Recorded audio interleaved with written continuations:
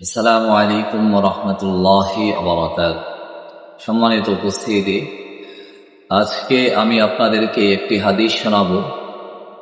এই হাদিসে রাসূলুল্লাহ সাল্লাল্লাহু আলাইহি ওয়াসাল্লাম জান্নাতের মধ্যে আল্লাহ পাক রব্বুল আলামিন আমাদের জন্য কি রেখেছে সে সম্পর্কে আলোচনা করেছে।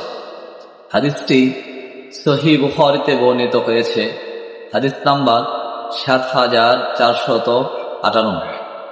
হাদিসের বর্ণনাকারী হলেন হযরত আবু হুরায়রা রাদিয়াল্লাহু তাআলা আনহু।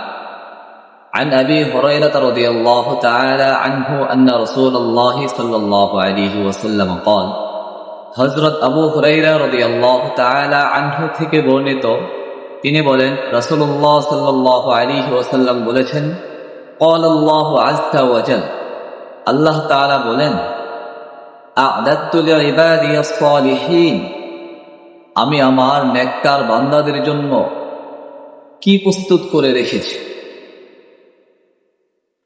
মা লা আইনুন রাত, আল্লাহ তাআলা বলেন এমন এমন জিনিস আমি প্রস্তুত করে রেখেছি, এমন এমন নাজ নিয়ামত রেখে দিয়েছি, মা লা আইনুন রাত, যা কোনো চক্ষু দেখেনি, ওয়ালা উযুনুন সামিআত, এবং এর বর্ণনা কোনো কর্ণও শুনে, ওয়ালা খাতারা আলা কলবি বাশার।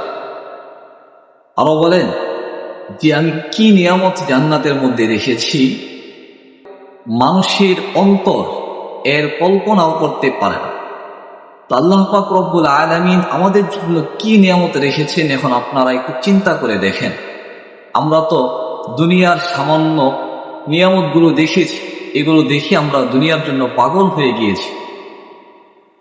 আখিরাতের নিয়ামত আমরা দেখি নাই, যার কারণে আমাদের কাছে বিশ্বাসযোগ্য মনে হয় না।